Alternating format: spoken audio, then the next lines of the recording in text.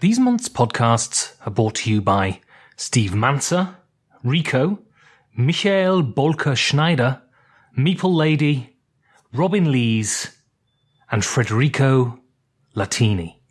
Thank you very much. And you can support the show by going to patreon.com/5G4D.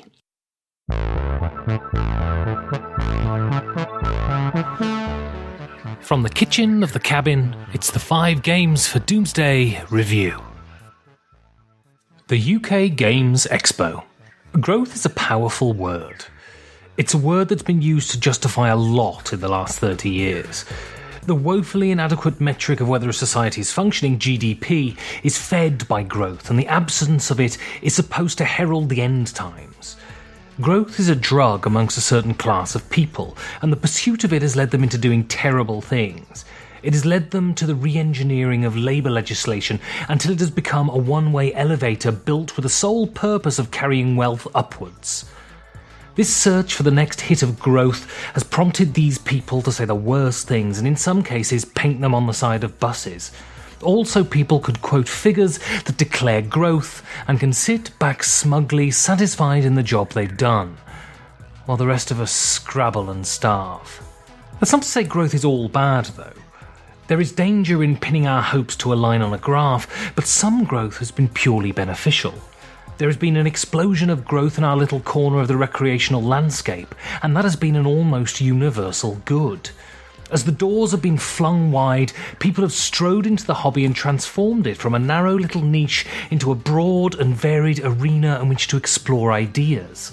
With every passing year, the ideas and themes being tackled in games have deepened, and although games are still dominated by goblins and Renaissance commerce, titles like Holding On, Fog of Love, Love Will Tear Us Apart are not just redefining what games are, but what they can be in the future. This is real, tangible and positive growth. We see the growth and are not just expected to blindly believe in it as we are in the world of high government and finance. Gaming has changed a huge amount in the few short years I've been gaming. There has been a shift away from the build it in your bedroom feeling of just a few years ago, and companies have scrambled to professionalise. A consequence of this has been cottage industries cropping up around gaming, schools of pilot fish feeding from the scraps of this ever-growing shark. There are college courses being taught, and freelance editing companies, and a broad and largely rudimentary commentariat that are gulping down the scraps of charm left by the publishing companies. The UK Games Expo has grown alongside the rest of the hobby. It has changed from a few blokes in a room into a huge event that fully employs people and attracts tens of thousands of visitors each year. But I can't help thinking it's not fully mature yet. A gangly teenager with great potential that it's yet to fulfill. The last time I attended the UK Games Expo was in 2015. The convention was modest then, housed in the faux salubrious confines of the airport Hilton. Back then it felt parochial and naive, a couple of thousand people trotting between function room and bar and cramped exhibitor hall. I'd been to Essen before, and this could not compare. It felt like the convention was a reflection of Britain in the wider world of gaming. Quaint, pleasant, and altogether insignificant. The change has been dramatic. I found myself standing in a huge hall in the NEC in Birmingham and marvelling at the change, not just in size but in scope and ambition. A large part of this has to be the enthusiastic support of the industry big hitters, and they don't get much bigger than Games Workshop. They're not just a major sponsor, but their booth dominates the exhibitor hall. The sheer size of their presence confers status. Couple that with FFG, Lookout Games and the rest of the Asmodee cabal taking up most of the cavernous Hall 1, the UK Games Expo is no more a coquettish shy ingenue, but every inch a major convention. The Hilton is still part of the show though. Walk 5 minutes away from the aircraft hangars of the NEC and you'll see the remnants of what the convention used to be. Large, glittery function rooms with tables laid out for open gaming. And that's it. Tables and nothing else. No attempt has been made to foster any sense of community. There's your tables, now go and do what you want. Open gaming is split between the cavernous and cold impersonal space of the NEC's Hall 2 and the Hilton. The Hilton is far more conducive to gaming, but the majority of the library is stationed in Hall 2, so finding a decent game in a decent place to play is difficult.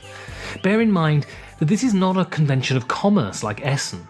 Almost nothing is released here, so there is not the cracking open of boxes and the scouring of rule books that you see in the Ruhrpott. No effort is made on the part of the organisers to bring people together. This could be so easily remedied by players wanted or teacher wanted signs that people could put on a table.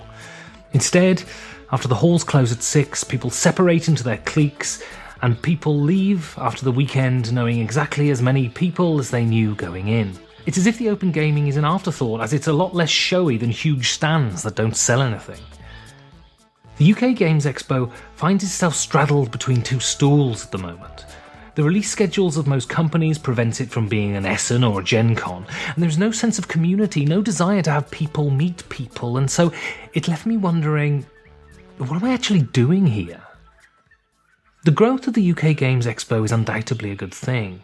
There is spectacle now, and this is to be commended, but the spectacular needs to rest side by side with the comfortable. And when that happens, the Expo can be a truly great event that can stand side by side with its American and European counterparts. Thank you for listening, and to support this show, go to patreon.com/5G4D.